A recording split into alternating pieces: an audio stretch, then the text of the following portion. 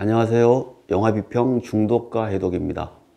오늘은 굉장히 오래된 고전 영화, 고전 중의 고전인 오즈 야스지로의 동경이야기의 한 장면을 가지고 여러분께 이런저런 말씀을 드리려고 합니다.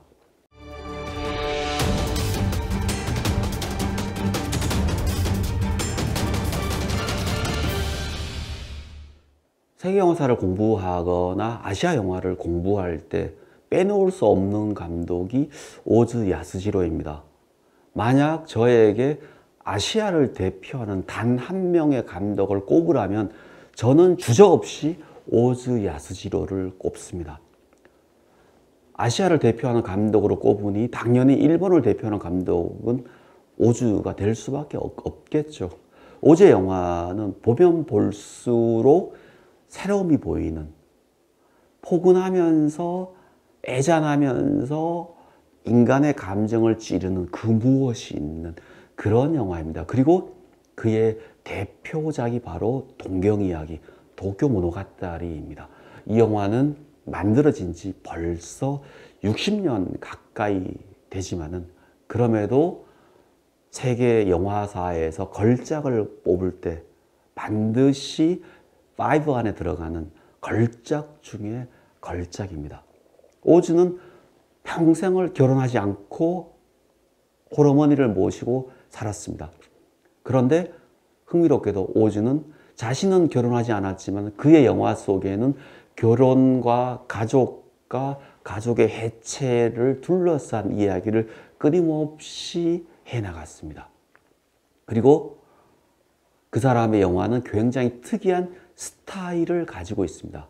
흔히 이야기할 때 다다미 쇼트라고 하는 것들, 또는 180도 법칙을 깨버리는 것, 또는 인물들이 정면을 바라보는 것, 또는 베개샷, 이런 식으로 미국 평론가들이 봤을 때 모더니즘 영화다라고 할 만큼 편집 스타일에서, 카메라에서 새로웠던 것입니다.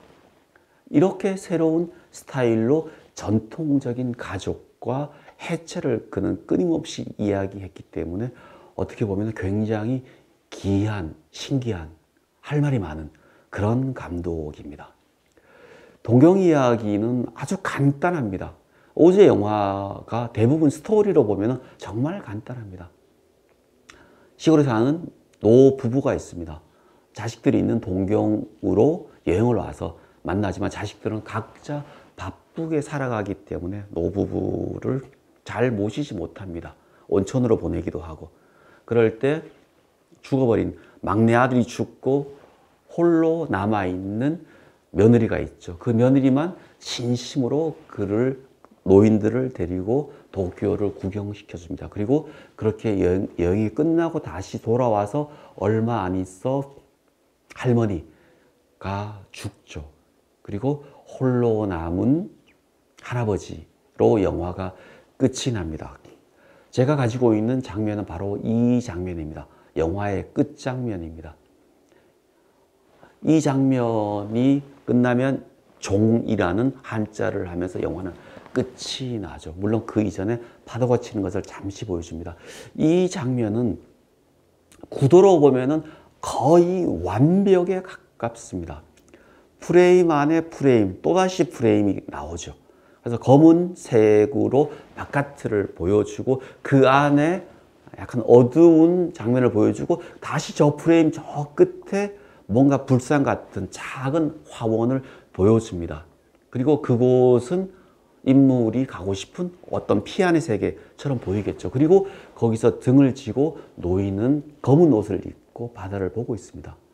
원래 할머니와 같이 있을 때는 두 사람이 마주 보면서 이야기를 했는데 이제 할아버지 혼자 남아 있으니까 저렇게 무료하게 바다를 보고 있고 스크린의 제일 가운데는 여러분 잘 보이지 않겠지만 피워놓은 향이 이렇게 올라갑니다. 향이 올라간다는 것은 결국은 죽은 사람에 대한 애도의 마음이 그 안에 담겨 있는 것이겠죠.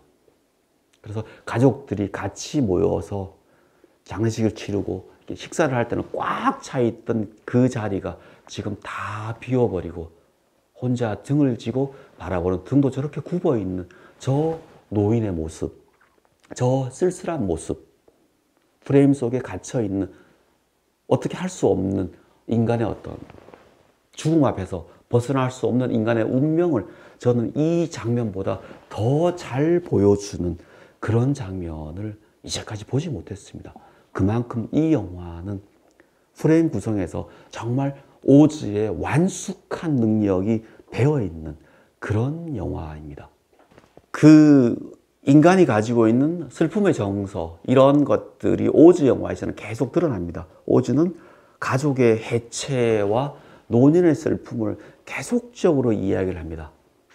그럴 때 미국 학자지만 오즈의 영화를 분석하기 위해서 일본에서 직접 오랫동안 살았던 도널드 리치는 어떻게 이야기하냐면은, 이것이야말로 일본의 한 정서의 하나인 모노노아 와레라고 이야기합니다. 그래서 도널드 리치는 모노노아 와레의 미학이 오즈의 영화에 살아있다라고 얘기하는데, 모노노아 와레란 무엇이냐면 자연의 계절 변화에서 절절히 느껴지는 어떤 애상의 정서, 음악이나 사랑에서 생겨나는 절실한 감흥, 결국 애상이 감돌고 무상한 느낌을 주는 정치라고 이야기합니다. 사쿠라가 질 때, 꽃이 피었다가 확 질 때 그 느끼는 그 무언가의 어떤 애상, 단풍이 들었다가 딱 떨어지면서 한 주기가 끝난다는 것을 느끼는 그 쓸쓸함, 자식을 키웠지만 자식이 결국 결혼해서 떠날 때 그 딸을 보내고 나서 혼자 집에 와서 느끼는 그 쓸쓸함, 평생을 같이 했던 부인이 죽고 나서 혼자 저렇게 앉아서 느끼는 인생의 무상함. 아까 보여준 그 스틸에서 그 누치슈가 굉장히 중요한 대사를 하거든요.